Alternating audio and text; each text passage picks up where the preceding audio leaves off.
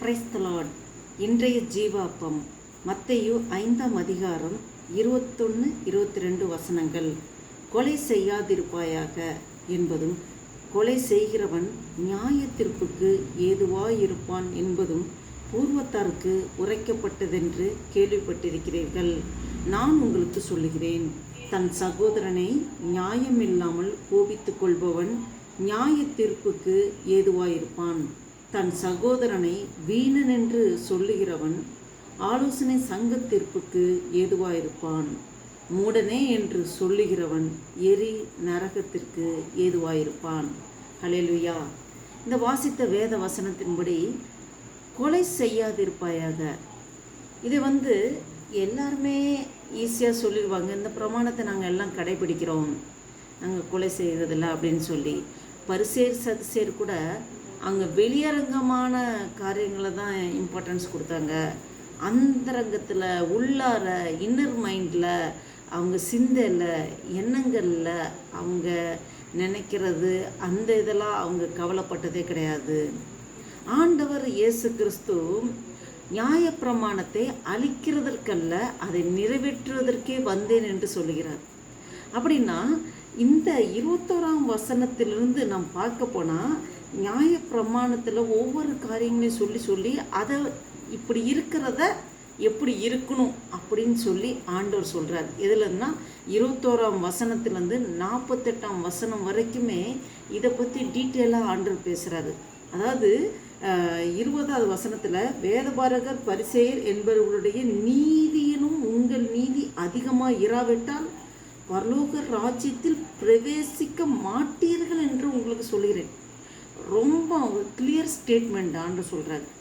பரிசேர் சதுசேர், அதாவது வேதபாரகர் பரிசேரோட நீதியிலும் உங்கள் நீதி அதிகமாக இராவிட்டால், அப்போ நம்மளோட நீதி அவர்களோட நீதியிலும் அதிகமாக இருக்கணும். அவர்கள் எப்படி இருந்தாங்கன்னா, வேதபாரகர் பரிசேர் போதிக்கிறவர்களாக இருந்தார்கள்.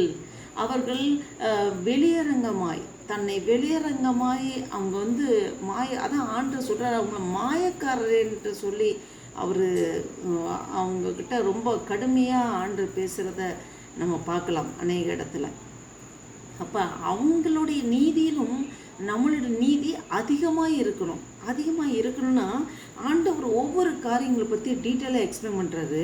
இப்போ கொலை செய்யாதிருப்பாயாக அப்படிங்கிறது யாருமே செய்ய மாட்டாங்க. கொலை செய்கிறோம் இல்லையா, யாருமே கொலை செய்யறதில்லை. ஆனால் ஆண்டவர் இதில் மெயினாக மென்ஷன் பண்ணி சொல்கிறாரு, நான் உங்களுக்கு சொல்கிறேன், தன் சகோதரனை நியாயமில்லாமல் கோபித்துக் கொள்பவன், நியாயமில்லாமல் ஒரு ரீசனே இல்லாமல் தன் சகோதரனை கோபித்துக் கொள்வன். சகோதரன் சக உதிரத்திலே வந்தவர்கள். சக உதிரம், ரத்தத்தில் சக உதிரம். அதாவது நம்ம எல்லாரும் கிறிஸ்துவோட அங்கங்கள். கிறிஸ்துவின் அங்கமாக இருக்கும்போது நம்ம கை இன்னொரு கை மேலே கோபம் பண்ண முடியுமா? நம்ம கால் நம்மளுடைய இன்னொரு அவயங்கள் மேலே கோபித்து கொள்ள முடியுமா? முடியாது. அதே போல் கிறிஸ்து தலையாக இருக்கிறார். கிறிஸ்துவின் அங்கங்களில் நாம் இணைக்கப்பட்டிருக்கோம். நம்ம சகோதரர் சகோதரிகள் இணைக்கப்பட்டிருக்கோம். நாம் அவருடைய சாயலிலே உருவாக்கப்பட்டவர்கள். நாம் இன்னொரு மனுஷன் மேலே கோவப்பட்டோ காரணம் இல்லாமல் கோபித்துக் கொள்வதோ, இது அவருடைய சாயலில் உருவாக்கப்பட்டவர்கள் மீது நாம் கோபித்துக் கொள்வது ஆண்டவரையே நாம் கோபித்துக் கொள்வதற்கான சமம். அதனால்தான் ஆண்டவர் தன் சகோதரனை நியாயமில்லாமல் கோபித்துக் கொள்ளும். கோபம் நியாயம்தான், நியாயம் இல்லாமல் கோபித்து கொள்ளக்கூடாது. கோபம் சூரியன் அஸ்தமிக்கிறதுக்கு முன் உன் எரிச்சல் தனியே கடவுது என்று வேதத்தில் சொல்லப்பட்டிருக்கு. அப்போ கோபப்படுவதும் ஒரு நியாயமாக இருக்கணும். அதையும் நாம் ரொம்ப அதை அந்த சூரியன் அஸ்தமிக்கிறதுக்கு முன்பு அந்த எரிச்சல் தனியணும், அந்த கோபம் வளரக்கூடாது. அதான் ஆண்டவர் இங்கே சொல்கிறாரு, தன் சகோதரனை நியாயமில்லாமல் கோபித்துக் கொள்வன் நியாய தீர்ப்புக்கு ஏதுவாக இருப்பான். தன் சகோதரனை வீணன் என்று சொல்லுகிறவன் ஆலோசனை சங்கத்தீர்ப்புக்கு ஏதுவாக இருப்பான். வீணன், நீ வேஸ்ட்டு, நீ எதுக்குமே லாய்க்கு இல்லை, நீ அருகதில்லை அப்படின்னு இன்சல்ட் பண்ணக்கூடாது. யாரையும் இன்சல்ட் பண்ணக்கூடாது. யாரையும் அற்பமாக நினைக்கக்கூடாது. யாரை கேவலமாக நினைக்கக்கூடாது. எல்லாரும் தேவ சாயலிலே உருவாக்கப்பட்டார்கள். தேவ சாயலில் உருவாக்கப்பட்டவர்கள். எப்போவுமே மனுஷர்களை நாம் மாமிச கண்ணோட்டத்தோடு பார்க்கவே கூடாது. நம்மளையும் மாமிச கண்ணோட்டத்தோடு பார்க்கக்கூடாது, மற்றவர்களையும் மாமிச கண்ணோட்டத்தோடு பார்க்கக்கூடாது. அப்படி மாமிச கண்ணோட்டத்தோடு பார்க்காமல் இருந்தாலே நாம் யார் மேலேயும் கோபமோ எரிச்சலோ வன்கண்களோ பொறாமையோ எதுவுமே வராது. ஆண்டவர் அதுதான் எதிர்பார்க்கிறார். மாமிச கண்ணோட்டத்தோடு யாரையும் பார்க்கக்கூடாது. அவர்களுக்குள் தேவன் இருக்கிறார்.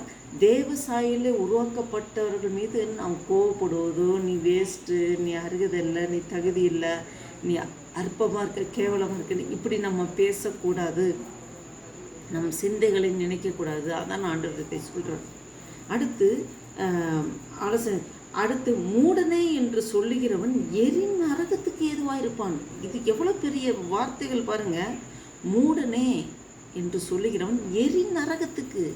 இது நியாய தீர்ப்புகள்ல, நியாய சங்கத்திற்குள்ள டைரக்டாக நரகத்துக்கு ஏதுவாக இருப்பான் என்று ஆண்டவர் திட்டமாக இங்கே சொல்லுகிறார். அப்போ நம்ம யார் மேலேயும் நம்ம கோபம் கொள்வதோ எரிச்சல் அடைவதோ, அவன் மேலே அவங்கள ஒரு அற்பமாக நினைக்கிறதோ கேவலமாக நினைத்து வார்த்தை விடுவதோ ரொம்ப ரொம்ப கவனமாக ஜாக்கிரதையாக இருக்கணும். மூடனே என்று சொல்லுகிறவன் நரகத்துக்கு ஏதுவாக இருப்பான். உனக்கு அறிவே இல்லை, நீ முட்டாள், மூடன், அப்படி எதுவுமே சொல்லவே கூடாது. ஆண்டவர் திட்டமாக இங்கே சொல்லுகிறார். இது எதற்கு சமானம்னா கொலை செய்வதற்கு சமானம். அந்த கொலை செய்யாதிருப்பாயாக அந்த நியாய பிரமாணத்தை மீறுகிறவர்களாக மாறுகிறோம். அதை தான் ஆண்டவர் திட்டமாக, ஆண்டவர் இயேசு கிறிஸ்து, நீ வெளிப்புறமாக செய்கிற காரியம் இல்லை, உள்ளான இருதயத்திலே, உன் சிந்தைகளிலே நீ எப்படி நினைக்கிறாய், எப்படி இருக்கிறாய், யார்கிட்டையும் அற்பமாக கேவலமாக பார்க்காதபடி, யாரையும் அற்பமாக நாம் சொல்லிவிடாதபடி நாம் ரொம்ப கவனமாக இருக்கணும். ஏன்னா தேவ சாயலிலே ஒவ்வொருவரையும் ஆண்டவர் உருவாக்கியிருக்கிறார். அந்த சிந்தையோடு இந்த நாளில் ஆவியானவர் இந்த வசனத்தின் மூலமாக உங்களோடும் என்னோடும் ஆண்டவர் பேசிக்கொண்டிருக்கிறார். இந்த புதிய நாளில் இந்த சிந்தையோடு ஜெபம் செய்வோமா? அல்லேலூயா. ஸ்தோத்திரிக்க கர்த்தாவே, ஸ்தோத்திரிக்கிறோம் ஆண்டவரே. நன்றி தகப்பனே, நன்றியோடு துதிக்கிறோம். நேற்றும் இன்றும் என்று மாறாதவரே, அன்பு நேசரே, பரம தகப்பனே, நம்ம நன்றியோடு துதிக்கிறோம் ஐயா. ஸ்தோத்திரிக்க கர்த்தாவே ஆண்டவரே. அப்போ அந்த வாசித்த வேத வசனத்தின்படி கொலை செய்யாதிருப்பாயாக ஆண்டவரே. அப்பா ஸ்தோத்திர கர்த்தாவே, இந்த ஆண்டவரே அப்பா நியாயப்பிரமாணத்தை அப்பா ஆழமான விளக்கத்தை எங்களுக்கு வெளிப்படுத்தினீர் ஆண்டவரே. அப்பா தன் சகோதரனை ஆண்டவரே நியாயமில்லாமல் கோபித்து கொள்பவன் நியாய தீர்ப்புக்கு ஏதுவாயிருப்பான். தன் சகோதரனை வீணன் என்று சொல்லுகிறவன் அப்பா நியாய சங்கத்திற்கு ஏதுவாயிருப்பான், நியாய சங்க தீர்ப்புக்கு ஏதுவாயிருப்பான். மூடனே என்று சொல்லுகிறவன் நரகத்துக்கு ஏதுவாயிருப்பான் என்று சொல்லியிருக்க ஆண்டவரே. அப்பா இதற்குள்ள ஆழமான அப்பா சத்தியத்தை எங்களுக்கு விளக்கப்படுத்தினரே. ஸ்தோத்திரம் ஆண்டவரே. நன்றி தகப்பனே ஆண்டவரே.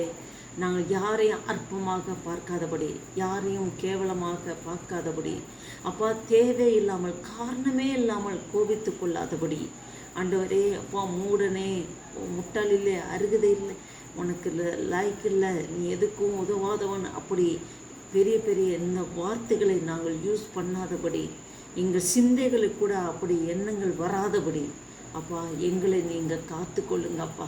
எங்கள் சிந்தைகளும் என் இருதயத்தின் எண்ணங்கள் எல்லாத்தையும் நீர் காத்து கொள்ளும் ஆண்டவரே. ஒவ்வொரு தேவ சாயலை உருவாக்கி இருக்கிறீர் ஆண்டவரே. தேவ சாயலில் எங்களை சிருஷ்டித்திருக்கிற ஆண்டவரே. அப்பா நீர் கிறிஸ்துவானவர் தலையாக இருக்கிறீர் அப்பா. உம்முடைய அவ்வியங்களில் நாங்கள் ஒவ்வொரு இணைக்கப்பட்டிருக்கிறோம், சகோதர சகோதரிகளாக இணைக்கப்பட்டிருக்கிறோம் அப்பா. நாங்கள் ஒருத்தர் மேலும் ஆண்டவரே மாமிச கண்ணோட்டத்தோடு பார்க்காதபடி, மாமிச திங்கிங்கோடு யாரையும் பார்க்காதபடி ஆண்டவரே எங்கள் கண்களுக்கு காவல் வைங்க ஆண்டவரே. எங்கள் சிந்தைகளை நீங்கள் காத்துக்கொள்ளுங்கப்பா. ஆண்டவரே, இந்த புதிய நாளைக்கு நன்றி செலுத்துகிறோம் ஆண்டவரே. அப்பா ஸ்தோத்திர கர்த்தாவே, இந்த புதிய நாளில் ஆண்டவரே அப்பா உடைய கருத்தில் எங்களை முற்று முழுமாக தாழ்த்தி ஒப்பு கொடுக்குறோம் ஆண்டவரே.